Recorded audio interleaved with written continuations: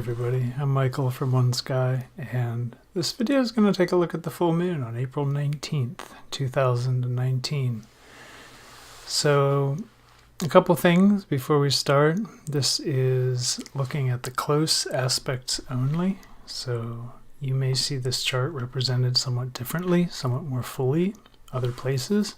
And another thing to mention is that we're using the actual size of the constellations. This is called true Sidereal Astrology, and it's different from even sign, and it's definitely different than mainstream Western astrology using a tropical zodiac. So you may have heard that the full moon is in Libra, and that's according to tropical or mainstream Western astrology. This full moon is actually going to take place in the stars of Virgo, about 5 degrees from Spica, Alpha Virgo, the brightest star in the constellation. To recap, the new moon was back in Pisces. It was a really activated Pisces, and it was square to a Pluto-Saturn South Node conjunction that we still see in conjunction in Sagittarius here. And if we were looking at the full aspects, within 10 degrees of orb for a square, you would see that Pluto was making a square aspect to both the sun and moon, a t-square to that opposition. Jupiter has gone retrograde. It's going to station on April 10th. And also within this lunar cycle, Pluto will station retrograde on the 24th and Saturn on the 29th. So interestingly, these planets here on this side of the zodiac, on this side of the heavens, are all going to be in retrograde motion by the time of the next new moon. The first thing I like to look at when I'm looking at a full moon isn't actually the moon, which is here in Virgo, but it's the sun here in late Pisces. It's the sun on the Pisces-Aries cusp, because the moon, the full moon, is going to be reflecting that sunlight. So first of all, this is a cusp between the big picture of Pisces, the realm of the spirit, the realm of the mystery, the realm of the beyond. Not big picture in the sense that the ninth house or Sagittarius are about kind of worldview and philosophy, but more even mystery, mystical. Words like this are the territory of Pisces. And that is a cusp with Aries, which is, by contrast, really concerned with what's in front of the face at any given time, really concerned with the self-image, a healthy ego, how we can meet our needs, how we can meet our how we can take steps to meet our needs. And that sun in late Pisces is conjoined up to Uranus here in early Aries, just 50 minutes, not even 1 degree into Aries, into the stars of the constellation of Aries. So that is one relationship. Now, conjunctions tend to be neutral, but the sun is a benefic, and Uranus is generally a benefic, having to do with truth, brilliance, our higher self, and our any kind of change we need to make to express our true self. So with that sun in Pisces conjoined up to Uranus, it's interesting to see that the sun's dispositor, Neptune here, is in Aquarius. So we're still continuing this Aquarian Piscean theme through the fullness of this moon. That's been a theme for the last 2 lunar cycles. We're also making a semi-sextile up to Venus, the Sun is, and a trine up to Jupiter. And these are generally harmonious relationships.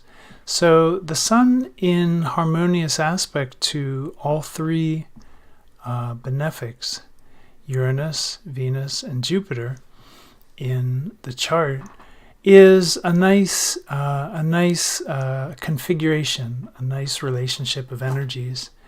And that is going to be the light that the full moon, when it goes exact, is going to be casting on us, going to be reflecting to us from the stars of Virgo.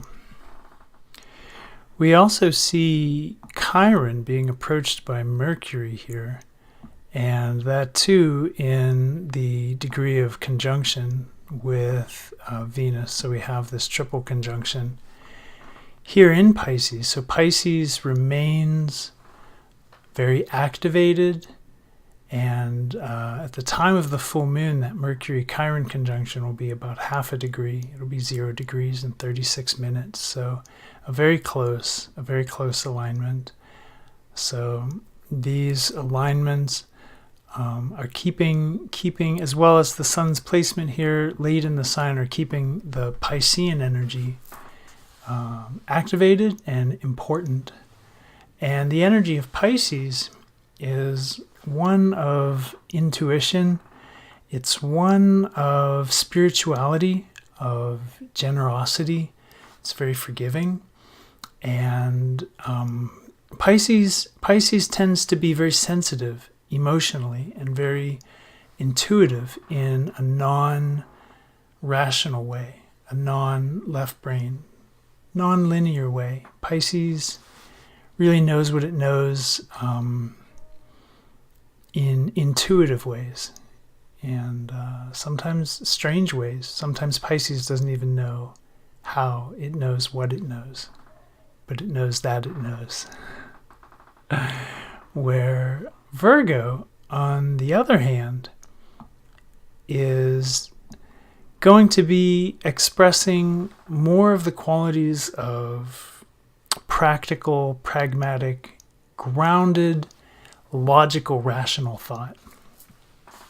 And anytime you have a full moon, you do have this dynamic tension of the relationship of opposition between the sun and the moon. And a full moon is always a high energy time because you have this charge of the luminaries in opposition in the heavens. They're literally on opposite sides of us here on Earth, and that relationship is a bit of a dynamic relationship in that it's charged. There can be a little bit of dynamic tension. And the balance that's being asked for is basically between the Piscean and, to some extent, the Aries component of the light of the sun and the Virgoan component of the placement of the moon. And again, that's, to oversimplify, a balance between Pisces intuition, its non-logical knowing, its spiritual bent, and a sort of psychic knowing, with Virgo's rational, logical process, its keen intellect, and its decidedly practical and pragmatic bent.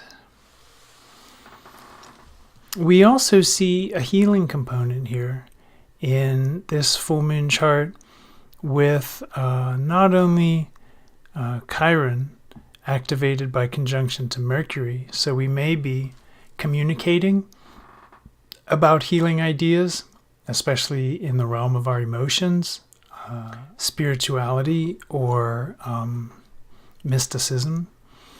And also this trine of the Sun and Jupiter is very interesting because Jupiter is retrograde in Ophiuchus, the sign of the healer, the sign of Asclepios Ophiuchus, of transformation, of underworld journey and return, and of rebirth. So we do have these aspects, Mercury Chiron and Sun Jupiter, that lend the chart a bit of a healing energy, as well as Mercury, this Mercury which is the dispositor, the ruler of Virgo where the moon is, just like Neptune is the ruler of Pisces where the sun is. So we can gain additional information by looking at its placement and relationships in the chart.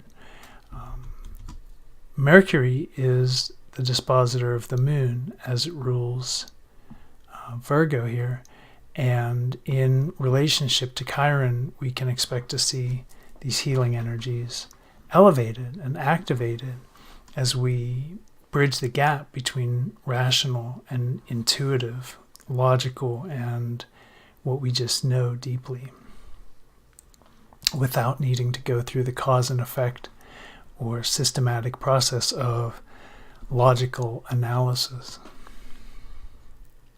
All this is accentuated in its potency by the T-square that I mentioned to Pluto. And ordinarily I wouldn't read it because it's not a strong relationship, but in this case it's going to lend Pluto's depth and Pluto's intensity and Pluto's alchemical transformative quality to the dynamic tension between these opposites that is represented by the heightened energy of the full moon. And at the same time as Pluto is lending its intensity, we see the Galactic Center, which I tend to read in a very similar way to Pluto. We see the supermassive black hole at the center of the Milky Way galaxy, also like Jupiter in trine aspect to the sun and in sextile aspect to the moon. And that is going to hopefully somewhat harmoniously charge that dynamic tension. It's going to increase, maybe even accelerate some of these processes. And the last thing I want to notice about this moon is that we do see a semi-square and a sesquiquadrate relationship to Mars here in Taurus. And these are stress relationships that tend to indicate maybe with Mars in Taurus semi-square the sun, challenges with being stubborn, maybe even being lazy, and possibly being a little polarized with the moon sesquiquadrate, polarized between our emotional processing and our drive, or what we're feeling through this full moon, and our assertiveness or go-getimness, because Mars in Taurus kind of likes to relax. I don't really anticipate that is going to cause any major problems, especially in positive relationship to all of the benefics in the chart. Jupiter and Venus and Uranus, all in harmonious aspect to the sun, should give this full moon an overriding or guiding principle of upbeatness, of optimism, of goodness, and ease the healing, which can sometimes be kind of itchy, like when a bone's in a cast. It just doesn't feel good. Sometimes healing can be such an uncomfortable process. I would expect to see this be somewhat intense, but overall more or less blessed.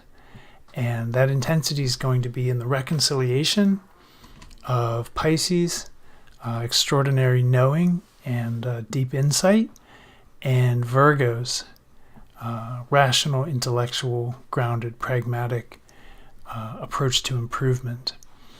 And not forgetting about Aries here, not forgetting about this Aries component in that the sun is in one of the last degrees of Pisces, so technically on the Aries cusp, and remembering that bringing this into our own frame, looking at how we need to act, to set intentions, and to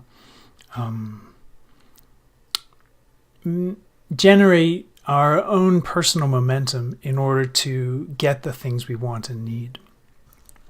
Bringing that reconciliation into the frame of our immediate environment and our immediate world of the self. One thing that helps to bring the rational and intuitive together is meditation. And full moons aren't always a great time for meditation because they're often a time of high mental activity and excitement. It's usually generally easier to meditate around a new moon when the sun and moon are in conjunction in the same degree of the sky. And there's less of that dynamic tension, less of that heightened energy that the full moon represents. And there's a lot of heightened energy, as I mentioned, with Pluto and the Galactic Center activated and in relationship to both the sun and moon. But whenever you have Pisces and Virgo as a balance to reconcile, the very best way to bring our right brain and our left brain into the same frame is definitely through gentle meditation on the breath. So if you have that practice, this is a great time to employ it, to use it, because there's an energy of healing, of inner healing, of emotional, of heart healing that's going to be bridging with the intellect. It's a great time to bring the body and mind into one frame, and very little does that as effectively and gently as meditation. All right, my friends, I think that is about all that I want to share with you on this full moon, 19th of April, 2019, the moon in the constellation of Virgo. As always, thank you so much for watching. I'll see you next time.